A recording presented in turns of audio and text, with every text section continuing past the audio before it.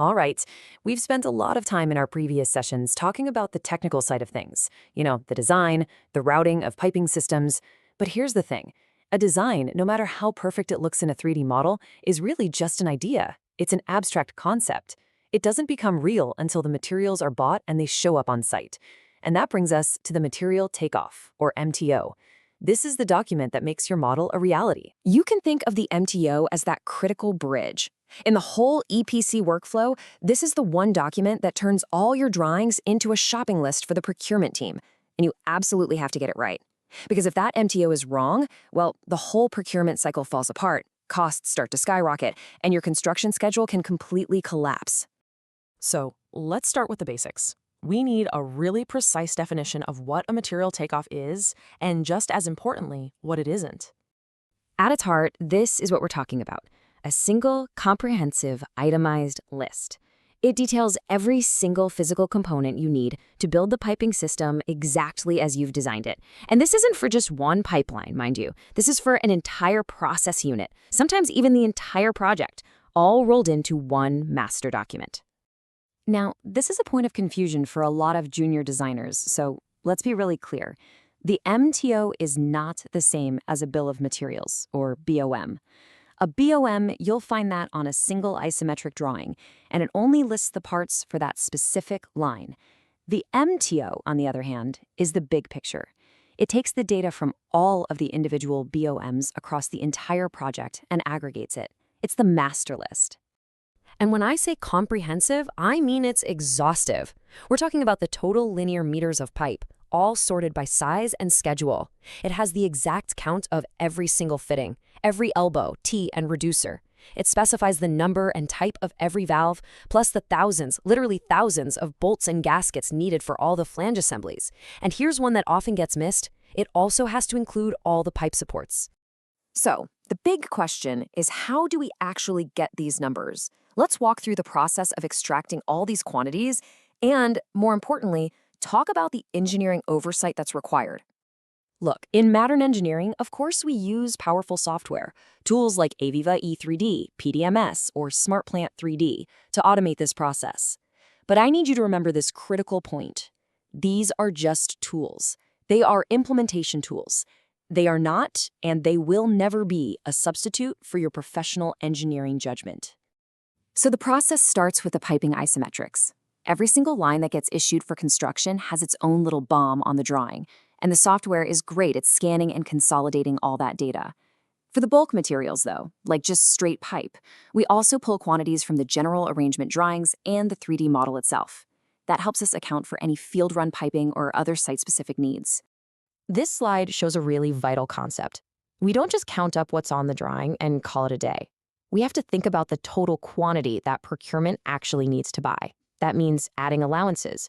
So, for example, if your design calls for exactly 1,000 meters of pipe, the MTO might actually say 1,050. That extra 5%? That's what we call a scrap factor. It accounts for all the waste from cuts during fabrication. And finally, there's one last critical check you have to perform. All those specialty items, things like steam traps, strainers, expansion joints, they're defined on the Piping Specialty Item List, the SP list. You have to manually check that list against your MTO to make absolutely certain nothing has been missed. All right, this brings us to the consequences. Getting the MTO right isn't just some technical exercise to keep the project managers happy. An error here has severe, real-world impacts on the project's bottom line and its schedule. You really can't overstate the financial and schedule consequences of a bad MTO. Just look at this number, 40 to 60 weeks. Let's say you underestimate the number of high alloy valves you need, things made from duplex or Monel. You've just created a long lead item crisis. These things can take over a year to get. Discovering that you're short on a long lead item when you're already in the middle of construction, well, it's catastrophic. It's the kind of thing that can stall an entire project, leading to millions of dollars in liquidated damages. The procurement cycle on these big EPC projects is incredibly rigid. Once that budget is locked and the orders are placed, any little change is treated as a high-cost variation order. And the risk here, it cuts both ways. As you can see, underestimating leads to project stoppages. But what about overestimating? You might think, I'll just order extra to be safe. That leads to what we call dead stock. Thousands, sometimes millions of dollars worth of material sitting in a warehouse that can't be returned and adds zero value. It is just wasted capital. So, all of this brings the responsibility squarely back where it belongs, on you, the designer. The software can pull numbers, sure, but it can't take ownership of the results. It's a very direct question, isn't it? And the answer isn't the software. It's not the system. It's not even the procurement department. The designer is the final authority. The MTO is your responsibility. The software will do exactly what you tell it to. It will faithfully extract exactly what you have modeled, but it won't tell you if you've picked the wrong piping spec or if you forgot a gasket in a flange assembly. That is on you. Because of that, you must perform a manual audit of the software's extraction.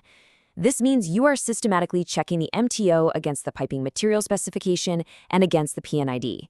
You have to verify that your valve counts match what's on the PNID. You have to verify that the pipe schedules and ratings are correct. And yes, you're also responsible for the support MTO, making sure every single hanger, guide, and anchor has been counted. Let this statement really sink in for a moment.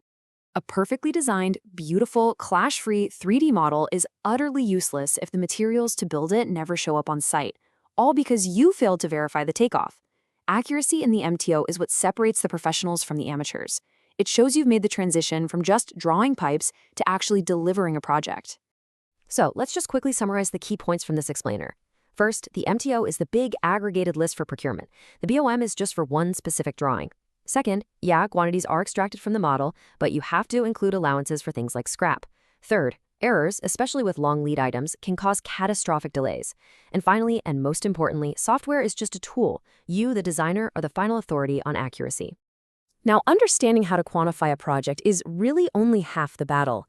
On a real EPC project, the design is constantly changing. It's always evolving. So that raises a critical question.